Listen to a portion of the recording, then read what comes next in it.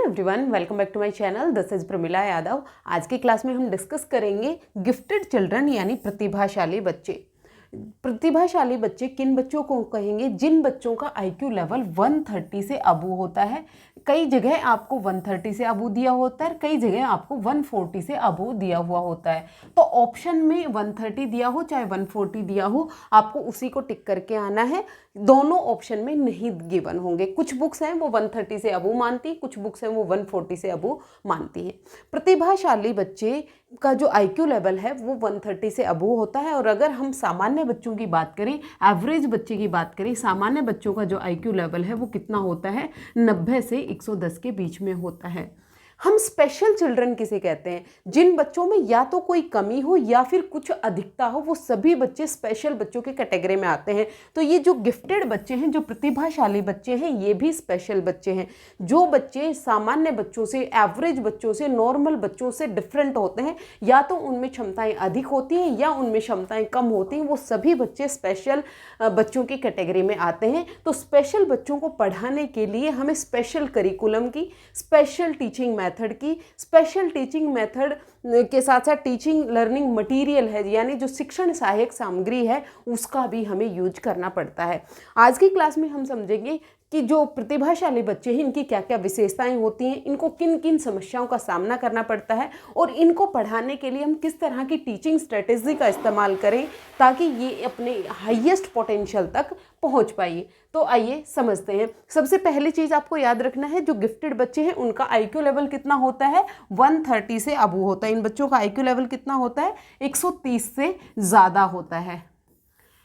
तो कैरेक्टरिस्टिक क्या क्या होती हैं गिफ्टेड बच्चों की या टैलेंटेड बच्चों की? गिफ्टेड बच्चे जल्दी सीखते हैं और एब्स्ट्रैक्ट कॉन्सेप्ट को आसानी से समझ लेते हैं। एब्स्ट्रैक्ट कॉन्सेप्ट वो कॉन्सेप्ट होते हैं जो हमारे सामने प्रेजेंट नहीं होते, हमारी इमेजिनेशन में, हमारी कल्पनाओं में, हमारे सोच में होते हैं, जिनका कोई मूर्त रूप नहीं होता, जिनको हम टच नहीं कर सकते, फील नहीं कर सकते। जैसे आप बच्चे को कहेंगे कि आज़ादी से पहले लोगों का जीवन कैसा रहा होगा, इस पर आप एक ऐसे लिखें, तो इस पर ये बच्चे थिंकिंग कर सकते हैं, क्योंकि आज़ादी तो हमें मिले बहुत साल हो गए, उससे पहले किस तरह का जीवन रहा होगा, उस पर ये अपने थिंकिंग लगा सकते हैं, उस पर ये अपने जो लॉजिक्स हैं वो लगा सकते हैं। एब्स्ट्रैक्ट थिंकिंग है, ये हाईएस्ट लेवल ऑफ थिंकिंग होता है, हाईएस्ट लेवल ऑफ थिंकिंग होता है, यानी इन बच्चों का जो थिंकिंग लेवल है वो सबसे हाई होता है। दूसरी बात आप याद रखिएगा, जो गिफ्टेड बच्चे हैं, जो टैलेंटेड बच्चे हैं, ये ओनली 2% बच्चे हैं, और जो नॉर्मल बच्चे हैं उनका परसेंटेज कितना होता है? जिन बच्चों का आईक्यू लेवल 90 से 110 है, सामान्य बच्चे हैं, इनका परसेंटेज 68% होता है। केवल 2% बच्चे ही गिफ्टेड या टैलेंटेड की कैटेगरी में आते हैं। तो ये इनकी थिंकिंग है वो एब्स्ट्रैक्ट कॉन्सेप्ट पर लग सकती है, यानी अमूर्त ऑब्जेक्ट्स पर भी ये अपने थिंकिंग लगा सकते हैं। क्रिटिकल थिंकिंग में स्ट्रॉन्ग होते हैं। क्रिटिकल थिंकिंग का मतलब क्या होता है? रटी रटाई चीज़ें नहीं मानना। जैसे आपने इसको बताया, ये जस्ट उसको नहीं मान लेंगे, ये उस पर अपनी थिंकिंग लगाएंगे, ये क्या, ये सही है या गलत है, इसका सोर्स क्या है। जैसे बच्चे को एक ऐड दिखाई गई कि आप ये सप्लीमेंट ले लें, इससे आपकी इंटेलिजेंस बढ़ जाएगी, तो जो नॉर्मल बच्चा है वो मानेगा कि ठीक है, मैं ये सप्लीमेंट्स ले लेता हूँ, इससे मेरी इंटेलिजेंस बढ़ जाएगी। लेकिन ये जो गिफ्टेड बच्चे होते हैं, ये क्रॉस चेक करते हैं कि इसमें कौन कौन से इंग्रेडिएंट्स हैं, किन किन चीज़ों से मिलकर बना है, क्या वाकई इस सप्लीमेंट को लेने से इंटेलिजेंस बढ़ती है या सिर्फ बेवकूफ़ बनाया जा रहा है। यानी ये जस्ट कॉपी पेस्ट नहीं करते, इनको जैसा बताया ये वैसा नहीं मानते, ये अपनी थिंकिंग लगाते हैं, अपने लॉजिक्स लगाते हैं और सही और गलत को ढूंढने की कोशिश करते हैं। आइडियाज़ के बीच में रिलेशन पकड़ लेते हैं। आइडियाज़ के बीच में रिलेशन पकड़ने का मतलब क्या है? जैसे आप बच्चे को रेन के बारे में पढ़ाना चाहते हैं, आप बच्चे को वर्षा के बारे में पढ़ा रहे हैं, तो नॉर्मल बच्चे को सामने जब आपने टॉपिक रखा वर्षा, तो बच्चा सोचेगा वर्षा होगी तो पानी आएगा। लेकिन ये जो गिफ्टेड बच्चा है, ये सोचेगा वर्षा होगी तो पानी आएगा, पानी आएगा तो मतलब एग्रीकल्चर अच्छा होगा, खेती अच्छी होगी तो फूड मिलेगा, हमें फ्रूट्स मिलेंगे। यानी एक चीज़ के पीछे ये एक चेन बना लेते हैं, ये होगा तो ये होगा, ये होगा तो ये होगा, यानी आइडियाज़ के बीच में ये रिलेशन बनाना जानते हैं। वर्बल स्किल्स और वोकेबलरी इनकी बहुत अच्छी होती है, यानी इनका शब्दों का जो भंडार है वो बहुत अच्छा होता है। ये जब बात करते हैं तो इनकी जो बातचीत है उसमें जो शब्द होते हैं वो बहुत अच्छे शब्द होते हैं। ये अपनी बात को बहुत अच्छे से रख सकते हैं, दूसरों की बात को बहुत अच्छे से समझ सकते हैं। यानी बोलना और सुनना, अंडरस्टैंड करना, रीडिंग करना, राइटिंग करना, ये इनमें बहुत अच्छे से होता है। उसके बाद हम देखें हाई एनर्जी लेवल होता है, क्यूरियोसिटी होता है, यानी ये हर चीज़ के पीछे, जानने के पीछे उत्साहित होते हैं कि कोई भी चीज़ हो रही है तो इसके पीछे का कारण क्या है, क्यों है, कैसे है, कब हुआ, इन सब चीज़ों के बीच में बहुत ज़्यादा सवाल करते हैं। ये जिज्ञासु प्रवृत्ति के होते हैं और ये थकते नहीं हैं। नॉर्मल बच्चे हैं वो थोड़ा सा पढ़ेंगे और उसके बाद थक जाएंगे कि अभी मुझे रेस्ट चाहिए, थोड़ा सा पढ़ेंगे फिर कहेंगे अब मैं थक गया हूँ मुझे रेस्ट चाहिए। लेकिन ये जो गिफ्टेड बच्चे होते हैं ये कभी भी थकते नहीं हैं। इनको जितना मर्जी आप पढ़ा लें, जितना मर्जी आप इनसे काम करवा लें, ये थकते नहीं हैं। इनमें एनर्जी का लेवल है वो हाई होता है।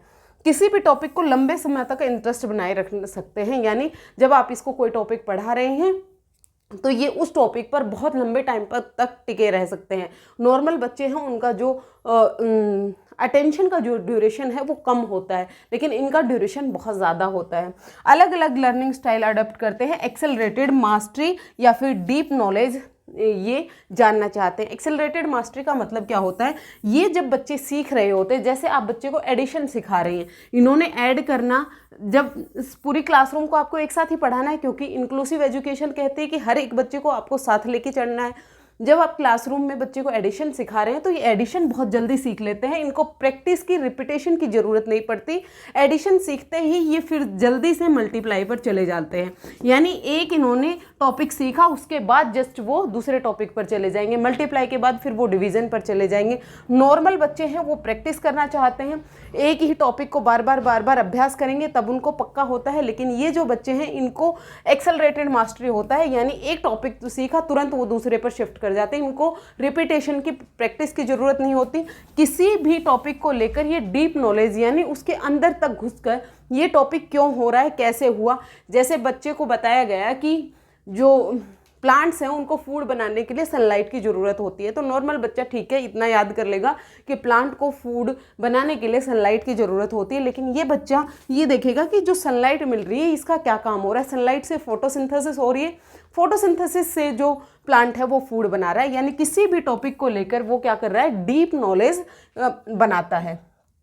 उसके बाद हम देखें इमोशनल डेप्थ और सेंसिटिविटी ज़्यादा होती है, यानी ये बहुत ज़्यादा सेंसिटिव होते हैं। अगर किसी को कोई तकलीफ़ है, किसी को कोई दुख है तो उसके दुख को बहुत जल्दी समझ लेते हैं और उसके लिए ये खुद भी रो सकते हैं, यानी इनमें क्या एम्पैथी होती है। एम्पैथी और सिंपैथी दो अलग अलग टर्म होती है। सिंपैथी का मतलब होता है दूसरों के प्रति करुणा भाव रखना, दया रखना। अगर किसी को तकलीफ है तो ये कहना कि मैं आपके लिए दुखी हूँ। लेकिन सिंपैथी होता है उसको उसकी जगह पर खुद को रख कर देखना कि अगर मैं इस सिचुएशन में होता तो मैं किस तरह से फील कर रहा होता, मेरे किस तरह के इमोशंस होते, मुझे किस तरह की ज़रूरत होती। ये दूसरे के शू में खुद को रख कर देखते हैं और फिर ये उसकी हेल्प करना चाहते हैं, यानी इनमें सेंसिटिविटी बहुत ज़्यादा होते हैं। किसी के दुख को ये नहीं देख सकते हैं, अगर कोई दुखी है तो ये भी दुखी हो जाते हैं, ये भी रोने लग जाते हैं। उसके बाद हम देखें मोरल इश्यूज पर कंसर्न दिखाते हैं। मोरल इशू का मतलब क्या है कि सही और गलत के बीच में डिफरेंस कर पाना, क्या सही है और क्या गलत है, ये मोरल इशू होते हैं। अगर किसी दूसरे बच्चे के साथ भी गलत हो रहा है, अगर टीचर ने किसी दूसरे बच्चे को गलत तरीके से उसे रिस्पॉन्ड किया या उसे गलत उसे डांटा तो ये उसके लिए भी ऑब्जेक्शन उठाते हैं, उसके लिए भी सवाल उठाते हैं कि ये इस बच्चे के लिए गलत हुआ है, यानी ये सही और गलत के पीछे लड़ जाते हैं। और जब ये सही होते हैं तो ये अपनी बात से हटते नहीं हैं। जिस बात का इनको ये पता है कि मैं अपनी जगह ठीक हूँ तो फिर उसके सामने चाहे कोई टीचर है चाहे कोई पेरेंट है, ये अपनी बात पर डटे रहते हैं। परफेक्शन की ओर एम रहता है, यानी ये हर एक काम को परफेक्शन के साथ करना चाहते हैं। जैसे ये लिख रहे हैं तो इनको लगता है कि इस पेज में एक भी गलती नहीं होनी चाहिए, अगर एक भी गलती होती है तो ये परेशान हो जाते हैं क्योंकि ये परफेक्शन चाहते हैं। अगर इनको 100 आउट ऑफ 100 मार्क्स चाहिए तो ये 100 आउट ऑफ 100 मार्क्स लाना चाहते हैं। अगर 99 मार्क्स भी आए तो भी ये सेटिस्फाई नहीं होते। इंडिपेंडेंट होते हैं ये अपना कोई भी टास्क इंडिपेंडेंट स्वतंत्र रूप से करना चाहते हैं, इनको कंटिन्यूसली गाइडेंस की ज़रूरत नहीं होती।